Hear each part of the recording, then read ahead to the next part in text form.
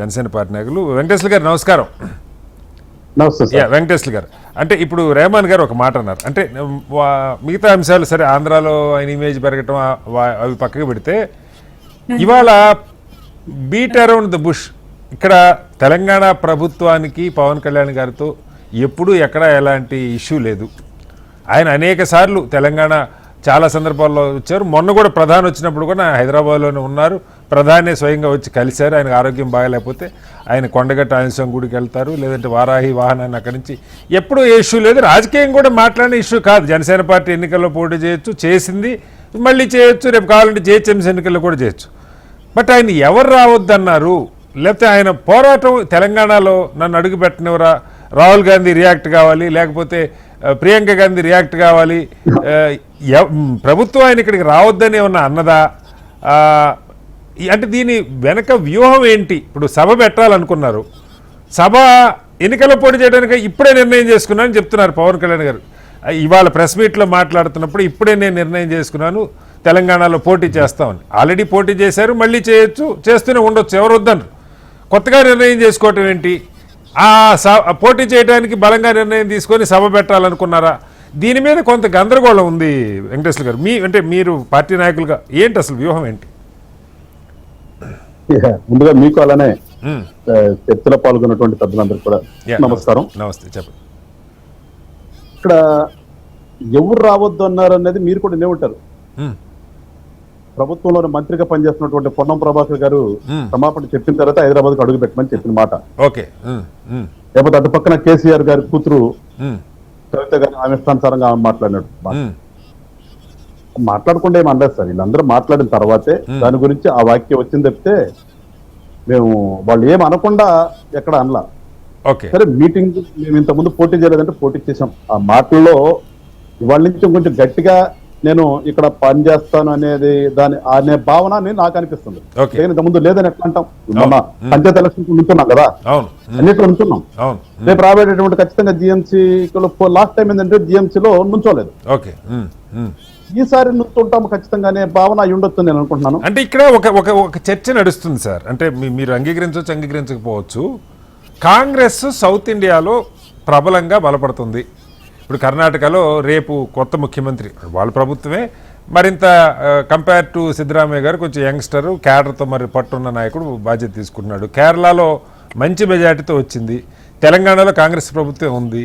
తమిళనాడులో ఈవెన్ కాంగ్రెస్ కూడా ఊహించిన విధంగా ఒక యంగ్స్టర్తో కలిసి ప్రభుత్వాన్ని ఏర్పాటు చేసే అవకాశం వచ్చింది. ఆయన పూర్తిగా సెక్యులర్ లైన్, భావజాలమే లౌకికవాదం అని చెప్పి స్పష్టంగా చెప్తున్నాడు.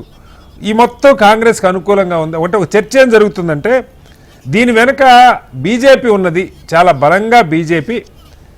అంటే ఇక్కడ అది జనసేనకు ఉపయోగపడుద్దా లేదా ఇంకోళ్ళకి ఉపయోగపడుద్దా సెకండరీ. వాళ్ళ ఉద్దేశం కాంగ్రెస్ బలహీనపడాలి తెలంగాణలో. కాంగ్రెస్ బలహీనపడాలంటే ఇక్కడ ఒక రకమైన ప్రయత్నం జరగాలి, ఒక కదలిక తీసుకురావాలి అన్న ఉద్దేశం. ఎందుకంటే పరోక్షంగా ఇప్పుడు మీరు అన్నట్టు గట్టిగా ఆయన వ్యతిరేకించింది, మొన్న కొన్ని సందర్భాల్లో వ్యతిరేకించిందంట తెలంగాణ ఉద్యమ భావజాలం ఉన్నటువంటి వీళ్ళు మన జర్నలిస్టులు అనుకోండి. తెలంగాణలో గత 12 ఏళ్ళు కదా, బీఆర్ఎస్ ఉన్నప్పుడైనా కాంగ్రెస్ వచ్చాకైనా ఆంధ్ర ప్రాంతం నుంచి వచ్చి ఇక్కడ సెటిల్ అయిన వాళ్ళకి సంబంధించి ఎలాంటి ఇష్యూ లేదు. 100% గతంలో బీఆర్ఎస్ ఉన్నా ఏ గొడవ లేదు, ఇప్పుడు కాంగ్రెస్ ఉన్నా అసలు ఆ ఇష్యూనే లేదు. ఇప్పుడు కొత్తగా వచ్చి ఆంధ్ర వాళ్ళని ఇక్కడ ఉండనివ్వరా అంటే అసలు ఈ చర్చ ఎందుకు వస్తున్నది? ఇప్పుడు ఏదైనా కానీ రిఫ్లెక్షన్ సార్, అర్థం చేసుకోండి మీరు ఒకసారి. మేముగా ఏది మేము కలిపింది కాదు ఇష్యూలో. ఇప్పుడు ఆ ప్రొఫెసర్ నాగేశ్వరరావు గారి ఇష్యూ తీసుకున్నా కానీ, లేదంటే మీరు అన్నట్టుగా భావజాలం ఉన్నవాళ్ళు కానీ మేమేమన్నా మాట్లాడమా? జనసేన నుంచి ఈ నెల కానీ అంతకుముందు నెల కానీ, అది ఈ వీక్ డేస్ లో కానీ మేమేమన్నా ఎక్కడైనా సరే ఒక రెచ్చగొట్టే పదం కానీ మాట ఉందా? ప్రొఫెసర్ నాగేశ్వర గారి ఇష్యూ ఆయన ఎందుకు మాట్లాడాడో మళ్ళీ ఆయనే డ్రాప్ అయ్యాడు, అయిపోయింది. మ్యాటర్ మేము ఎక్కడ మాట్లాడాల. దానికి వాళ్లే ప్రెస్ క్లబ్లో మీటింగ్లు పెట్టుకున్నారు, ఇష్టానుసారంగా మీటింగ్లు పెట్టుకుని వాళ్ళందరూ వాళ్ళు మళ్ళీ నోరు పారేసుకున్నారు తప్పితే నేను ఎక్కడైనా మాట్లాడుతా ప్రొఫెసర్ గారి విషయం. వాళ్ళు ఎవరో నోరు పారేసుకుంటే దానికి ఆంధ్రప్రదేశ్ ఉప ముఖ్యమంత్రి ఇంతగా రియాక్ట్ అయ్యి ఇక్కడ పోటీ, వాళ్ళ మీద పోటీ, ఆయన పోటీ చేయబోయేది కాంగ్రెస్ మీద, బీఆర్ఎస్ మీద. వినండి సార్, వాళ్ళ గురించి కూడా కాదు, నేను మాట్లాడిన పదాలు చెప్తున్నా.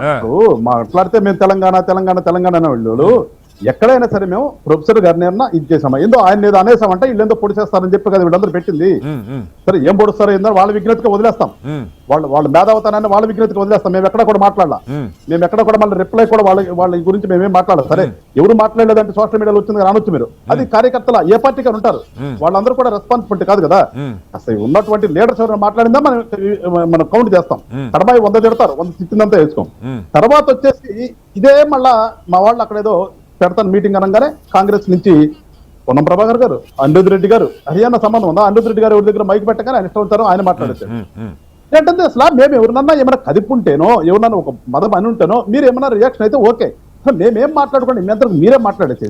నేనేమన్నానంటే వెంకటేశ్వర గారు, యాక్చువల్గా తెలంగాణ ప్రభుత్వానికి ఆ మాటకు వస్తే బీఆర్ఎస్ పార్టీకి కూడా సంబంధం లేదు. మీరు చెప్పిన ఒక ఇష్యూ ఈ మధ్యకాలంలో జరిగింది. ఈ మధ్యకాలంలో ఒక పవన్ కళ్యాణ్ గారికి ఇక్కడ కొంత ఒక రిఫ్ట్ వచ్చింది. దానిలో తెలంగాణ ప్రభుత్వానికి సంబంధం లేదు, ఆ మాటకు వస్తే బీఆర్ఎస్ కూడా సంబంధం లేదు. వాస్తవంగా ఇది ఎందుకు పెరిగిందో కొంత పెరిగింది. ఇలాంటి ఉన్న వాతావరణంలో ప్రభుత్వం ఆయన ఆంధ్రప్రదేశ్ ఉప ముఖ్యమంత్రి ఇక్కడ కొంచెం ఏదైనా ఇష్యూ అవుద్దామని ప్రభుత్వం అనుమతి ఇవ్వలేదనుకోండి. వాళ్ళ దాని అర్థం తెలంగాణలో పవన్ కళ్యాణ్ గారు రాకూడదని కాదు, ఆయన కొన్ని 100 సార్లు వచ్చారు, చాలా సార్లు. ఇప్పుడు ఏం మీటింగ్ అండి, మేము అది మా కార్యకర్తలతో ఇండోర్ లో ఒక మీటింగ్ పెట్టుకుంటున్నాం. వీళ్ళు ఉదయం పూట వీళ్ళది అయిపోయింది, ఇవాళ అవతరణ దినోత్సవం, అందరూ కూడా ప్రభుత్వం ఉదయమే కార్యక్రమాలు చేసుకుంది, లేదా ఇంకా ఉన్నటువంటి పార్టీలు ఏమన్నా కానీ ఉదయం కార్యక్రమాలు ఆఫీసులో చేసుకుంటారు. మేము పెట్టుకుంది ఈవినింగ్ టైంలో ఇండోర్ లో పెడితే దాన్ని ఆపారంటే ఏమనుకోవాలండి ప్రభుత్వం? దానికి ఏం సాకులు చెప్తారు? దానికి పార్కింగ్ లేకపోతే ఒక పెద్ద కన్వెన్షన్ కడితే కన్వెన్షన్ పార్కింగ్ లేకుండా మీరు ఎట్లా పర్మిషన్ ఇచ్చారు? ఎవరు తప్పదు అది? లేదా అని అంటారు మీరు. అది ఏదైనా ఇప్పుడు సహేతుకంగా ఉండాలి కదా, ఆపామని చెప్పడానికి ఏదైనా సహేతుకంగా ఉండాలి. ఏమీ లేకుండా వాళ్ళు మాట్లాడిన తర్వాతే మేము మాట్లాడని చెప్తే అది ఇంటర్నల్ గా మీటింగ్ పెట్టుకున్నాం, దానికి ఏదో పేరు పెట్టారు వాళ్ళు, మీకు నచ్చలేదు, నచ్చకపోతే తర్వాత మీరు మాట్లాడండి, మీరు మాట్లాడచ్చు కదా, మీకు అవకాశం ఉంది కదా. దానికింత యాగి చేయాల్సిన అవసరం ఏంటంటాను. సో ఏంటి పవన్ కళ్యాణ్ గారు జిహెచ్ఎంసీ ఎన్నికల్లో పోటీ చేయడానికి సిద్ధపడుతున్నారా? ఎట్లా అర్థం చేసుకోవాలి? ఈ రోజుకు కూడా చూడండి, మాట్లాడే వాళ్ళందరూ ఈ రోజుకు కూడా వాళ్ళ నోట్లో నుంచి ఇంకా తెలంగాణ వాదము, ఆంధ్ర వాళ్ళు, తెలంగాణ ఆంధ్ర ఏంది ఆంధ్ర వాళ్ళు? ఎప్పుడో 100 ఏళ్ల క్రితం వచ్చి సెటిల్ అక్కడ ఉన్న వాళ్ళండి, వాళ్ళందరూ కూడా తెలంగాణ కిందకే వస్తారు కదా. సెటిలర్స్ ఎందుకంటారు? మళ్ళీ అసలు రారని ఎవరు అనలేదు. వెంకటేశ్వర గారు, వీళ్ళందరూ కూడా వెంకటేశ్వర గారు మీరు గమనించాల్సింది అది అయిపోయింది సార్. అది వెంకటేశ్వర గారు, తెలంగాణ ఆంధ్ర అనేది అయిపోయింది. అది ఆంధ్ర తెలంగాణ అయిపోయింది, 2 రాష్ట్రాలు అయిపోయినాయి, అందరూ హ్యాపీగా ఉన్నారు. ఇక్కడ ప్రజల్ని ఈ 12 ఏళ్లలో ఏ పార్టీ కూడా ఇక్కడ ఉన్న ఆంధ్ర ప్రాంతాల నుంచి వచ్చి ఇక్కడ సెటిల్ అయిన ప్రజల్ని, వాళ్ళు ఏ స్థాయి వాళ్ళైనా సరే, ఏ పార్టీ వాళ్ళు కూడా ఏ రోజు తెలంగాణలో మీరు ఆంధ్ర ప్రాంతం నుంచి వచ్చిన వాళ్ళని ఒక్క ప్రజలతో ఒక ఇష్యూ కానీ ఒక్క సంఘటన కానీ లేనే లేదు ఈ 12 ఏళ్ల నుంచి. ఇప్పుడు ఎవరి మీద లేపారు? ప్రజల మీద లేపారా, నాయకుల మీద లేపుతున్నారా? ఎవరి మీద అయినా సరే అవసరం ఏంటంటున్నాను. మేము ఒక మా పార్టీ ఉంది కదా, ఇందాక మీరు అన్నట్టుగా మా పార్టీ అక్కడ ఉంది, జనసేన పార్టీ ఉంది, జనసేన క్యాడర్ ఉన్నారు, వాళ్ళందరూ కూడా తెలంగాణ పుట్టి పెరిగినట్లే, వాళ్ళందరూ కూడా అక్కడ కదా. మేము ఇక్కడ నుంచి ఆంధ్ర నుంచి లారీలు వేసుకొచ్చి అక్కడ మీటింగ్ పెడతానని చెప్పట్లేదు కదా. మేము ఇక్కడ నుంచి తీసుకొస్తున్నాం, అక్కడే కదా, అక్కడ ఉన్న వాళ్ళని పెట్టుకున్నాం మేము. దానికి ఏంటి ఇబ్బంది వీళ్ళకి? దాని గురించి కదా, దాని గురించి లేపిక ఇష్టార్థంగా మాట్లాడుతున్నారు కదా, ఎవరు నోటుకొచ్చిన వాళ్ళు మాట్లాడతారు. వాళ్ళేది వాళ్ళే అదేమంటే మా భాష అంటారు, మా యాస అంటారు, మా నోట్లోంచి ఒక పదం వస్తేనే దాన్ని బూతుగా తిరిగిస్తారు. వాళ్ళు బూతులు తిట్టు కూడా మా యాస అంటారు. అంటే చాలా విషయాలు కాదు సార్, చాలా విషయాలు. ఇప్పుడు గద్దర్ గురించి మాట్లాడారు, ఆయన కమ్యూనిజం గురించి మాట్లాడారు. గద్దర్ నాకు ఎంత మిత్రుడు అన్నారు. ఒకప్పుడు పవన్ కళ్యాణ్ కమ్యూనిస్ట్ అనే చెప్పుకున్నారు, చేగువీర శిష్యుడని, ఆయన చేగువీర అభిమాని అని చెప్పుకున్నారు. ఇస్తాను రెహమాన్ గారు, క్విక్గా చెప్పండి రెహమాన్ గారు. అదే ఇప్పుడు గద్దర్ బతికి లేరండి, ఆయనకి ఏదో చిన్న సాయం చేసామన్నారు. దాతలు ఎవరు ఈ చేతితో సాయం చేస్తే ఈ చేతికి తెలియద్దండి. బతికి లేని ఒక మనిషికి నేను సాయం చేశానని ఆయన సభాముఖంగా ప్రకటించారు. నైతికంగా అది కరెక్ట్ కాదు. ఓకే నేనంటుంది సరే, అంశం కూడా కాదు. ఇప్పుడు గద్దర్ని తెలంగాణ గుండెల్లో పెట్టుకుంది, గద్దర్ పేరుతోటి ఇప్పుడు అవార్డులు కూడా ఇస్తా ఉన్నారు. గద్దర్ని ఎవరు తక్కువ చేశారు తెలంగాణలో? ఎవరిని ఆయన నిందించదలుచుకున్నారు? నాకు అర్థం కాదు. అంటే ఒకదానికోటి పొంతను కుదరట్లేదు సార్. నిందించడం కాదు, ఆయనకి అక్కడ ఉన్నటువంటి అనుబంధాన్ని చెప్పుకొచ్చేటటువంటి ప్రయత్నమే కదా అది. అది ఎట్లా నిందించడం ఏంటి? ఇప్పుడు గద్దర్ గారికి చేశారని ఏమైనా ఈ చేతి వచ్చింది అందరూ చెప్తూ తెలుసు, ఎట్లా చిన్న సహాయం చేసి ఎట్లా చెప్తారు అందరూ తెలుసు. కానీ ఇక్కడ అన్నదేంటి సందర్భం వచ్చింది కాబట్టి ఆయన లేరు కాబట్టే, ఉంటే చెప్పాల్సిన అవసరం లేదు, ఆయనే చెప్పేవాళ్ళేమో.